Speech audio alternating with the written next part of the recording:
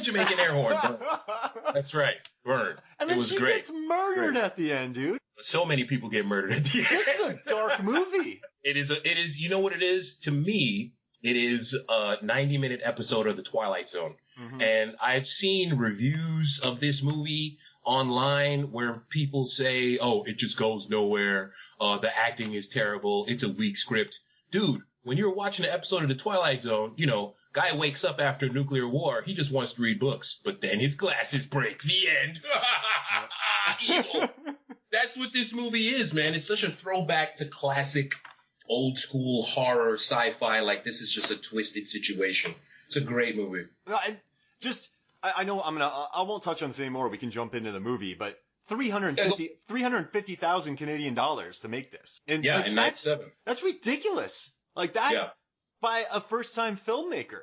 It's just, it blows my mind that they were able to get this in 20 days. Because as you're watching, I'm going to say this one more time, I'm going to repeat myself, but the shot selection so all these people are going weak script, weak acting. But this is a very good production designed and made movie. This guy and the producers who are probably very smart around him. This is what I teach my students. I think they controlled everything on the front end. They wrote a very tight script, storyboarded everything before they shot, rehearsed it. Exactly. And then they went into it and shot it. Then they probably spent a long time on the edit. They spent a long time on the score. And he probably did that by himself. So this movie is what people should look at when they want to look at independent filmmaking. Because I guarantee these people put so much focus on the inexpensive free pre-pro and post that the shoot, even though it's arduous, finished in 20 days. I've been on terrible movies that have shot for 45 days that haven't been as visually good looking as this movie. So yeah, man, I dug it. And so why did you recommend it to me? I know you love it, but like when was the first time you saw it? Like tell me about your journey with Cube, because you said it's one of your favorites. What ends up happening is I have access to all of these internet streams and whatnot, and one day it just came across, this is a movie you should see. So you sit down and suddenly it immediately draws you in, because the first guy takes that horrible loss that Resident Evil steals. And then you're just like, okay, oh shit, wait a minute, I need to find out what the hell's going on. And so as the movie goes on, some people are sitting there thinking, what's the point of this cube? Who put them in this cube? Where, why, who, when? No, the whole thing is you got these characters, it's well acted, and everyone has their own motivation to get out. Even the guy, Worth, who has no reason to get out. He's just whatever. But eventually, camaraderie, bringing people together. It's that whole Night of the Living Dead vibe of we're trapped in a place, we gotta survive. Are we going to work together, or are we going to tear each other apart? And that's always been a great thing to me, man. Movies that cut into what it is about society and people. What do people do when they've got no other options and no way out? It's brilliant that way, man. Go sorry. Yeah, no problem. Oh, John, go for it. You even get the vibe of Canadians. You know what I'm saying? The woman, she's always like, "Holy cats! Yeah. Holy cats!" You get the weird dialogue, and then when he grabs her, Quentin grabs her by the neck. Okay, drags her into the next room, gives her the full WWE, it's 21st century, WWE choke slam to the ground, and then he's like, "Oh, sorry, eh?" because Canada. I mean no harm. I mean no harm. And she's just like, no problem. I didn't mean to choke slam you. We're just in a potential death trap, and I figured you were trying to kill me. That's okay. Eh? We'll get a Molson later. I love the dynamics too, because so you have Levin, played by Nicole DeBoer, is the mathematician or college student who's amazing at math. She can remember these numbers.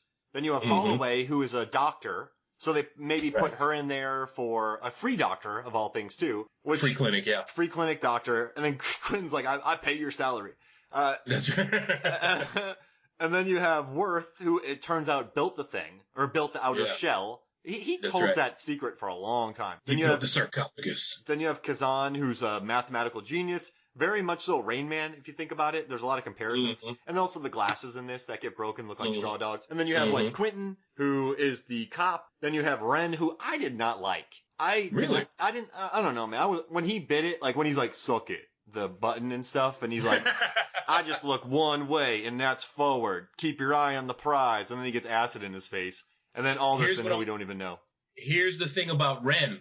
The way that this movie is set up in the first 20, 30 minutes, you see Ren, he's focused. I know what's going to happen. I know what I'm doing. And if you're a veteran horror movie watcher, you know that, yeah, of course, everybody's probably going to die.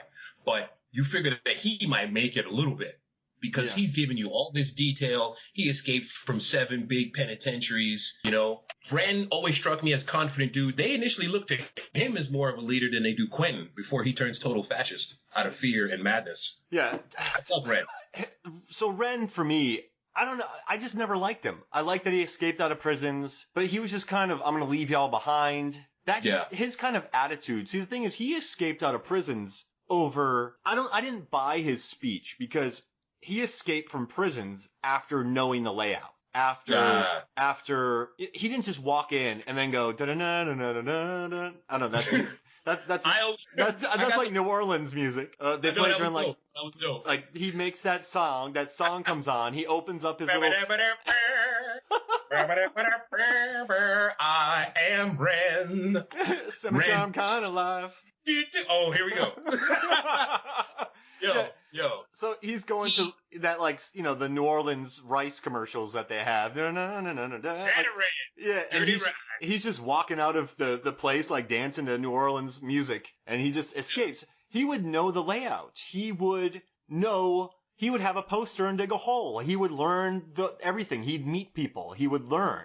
He didn't escape from those in a day. So when he's saying, don't think of the big picture, think of what's front of you, that's not how you escape out of 7 prisons. Well, I get the vibe from him that he was, because did The Rock come out before or after this movie? Before. Okay, so that's the vibe that I got from him. He was Sean Connery. He was like, I've escaped from The Rock. You follow me. I'll get you to safety, I promise you. But if you fall back, that's too bad for your lad. That's the vibe I got from Ren, you know, and he was French. And then when he gets it, he gets his little merde. He gets his French word for That was great, man. You can't hate Ren.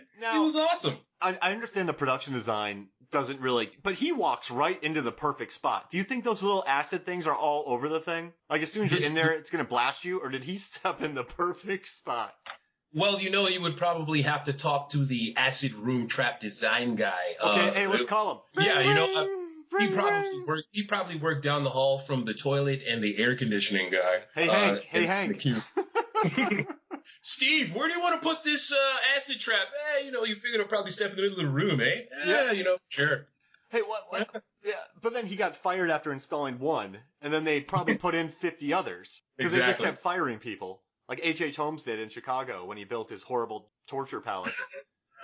Well, the way that these kind of large corporate boondoggles work, once they got the main guy to design the acid trap, they probably fired him from somebody cheaper. They probably threw him in there. Marked it out. Yeah, to get rid of him. He was the first one. Oh, I mean, they threw in Worth. They're getting rid of everybody who knew about it. Yeah. Oh, don't worry, man. We're just testing this out. There's not acid in here. It's just water, man. Maybe a bit of potpourri that we just stay in there. Hold on a second. Okay, move a little to the left. All right. It's good. Have you watched Alien Covenant? Oh, clearly. Hey, can you look into this pod for me? Yeah, the evil guy. Hey, come here. Come here. See this little thing? Look, put your face in there. Oh yeah, why not? Now I gotta say, robot. Yeah. You made me money on this, and you got me another published article. Nice. So I watched this movie, loved it, but I immediately thought they're killing 6 people, and they spent nine figures because I mean there's alien tech. Like you had to keep this secret. Is it buried? Is it above Earth? Is it in a giant warehouse? How do you move all this? Exactly. Like you are ordering steel from. Yeah. I mean, billions. And so I kind of got this idea to write this article about movies that just spend way too much money on very specific things. And I wrote it for Cracked. It's coming out in about a month, 3 weeks. I don't know, something like that. Congratulations, so brother. Congratulations. But your suggestion gave me that pitch. And you know about Cracked, it's all about really weird ideas that haven't been covered yet. So absolutely, because of you, man, I got another thing for my portfolio, and I got some extra bills in my pocket. So hey, there you go, brother. Hey, building better worlds. Next time we see each other, I'll buy you one beer, one cass, or one heist. Please man, come on, you got to get me a pretentious IPA with all that extra cube money. Come on, what's happening? Oh, dude, if you ever visit, man, you will be loaded up on so many pretentious IPAs. My beard will grow with every sip. You'll just, like, flannel. No, wait. Like, a faux flannel will pop on you after about 2. You won't even know how it got there. I went to school in Ohio, man, so I know all about the T-shirt plus flannel plus Oh, sorry. His name was Ren. He was going. Set me charm kind of Ren, baby. I want ass face. All right, so I wish you would step back from that ledge, Ren.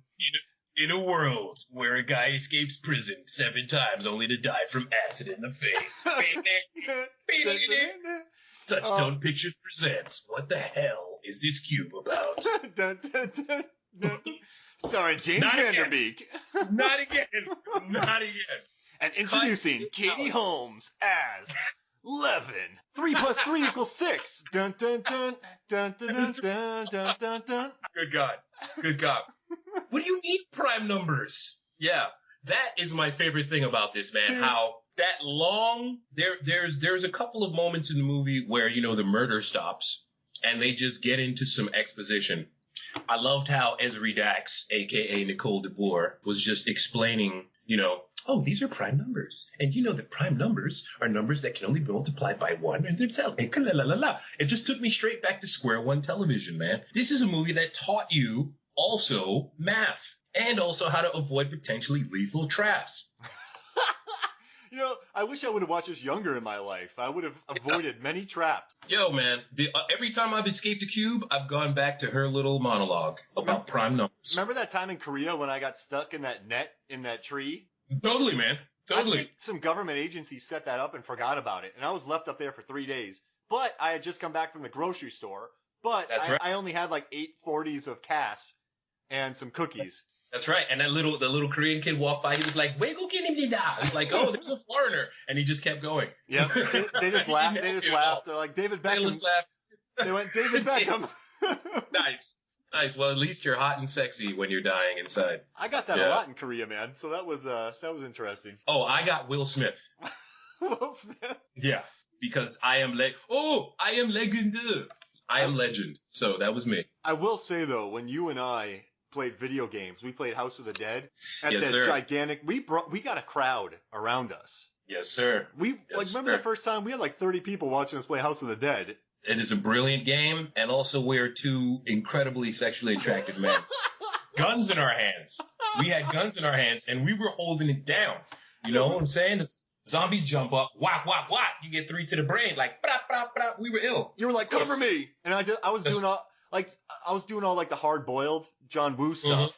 And then you were very much so clinical. Like, you were like John Wick style. That's what it is. And even though, we're standing there to this arcade machine attached by wires, you're doing all the John Woo jumping and sliding to the side. And we never broke the arcade cabinet once, man. Now, I gotta say, though, at the end of the levels, when we would pass them, yours would be like fired 7,000 bullets, hit 6,058. Mine would be like fired 37,000 bullets, connected on 12. Well, this is the lie of the John Woo films. Your accuracy decreases dramatically when you are literally moving your entire body all over the place. It doesn't matter where you're pointing the gun, the bullets are off, baby. Gotta do a Brooklyn style. Like, blah, blah, blah. All right, so back to Cube. Yeah, back to Cube. So we're watching this movie, right? What did you believe? Like, so you have the guy who's talking about the Scaramanga from the one bullet, the private island. Then you have the government who built this to, I don't know, kill away with political prisoners, which is insane. Right. And then you just have people who created it went, oh yeah, this wasn't great, but we should use it anyway, so let's just kill the people who made it. What do you lean towards? Do you have a theory about what this is? If it's got to be anything, it's got to be government boondoggle, because you remember the stories that were going around, the Iraq War, the $3,000 golden toilets, and the Halliburton contracts. This movie came out. This is 97, so the X-Files is still on TV, right? Yeah. So people their minds are opening up in terms of, hey, not everything that the government and the newspapers and the TV says is actually true. What the hell's going on? Where does this money go? So it can absolutely be some kind of weird black box government contract. They're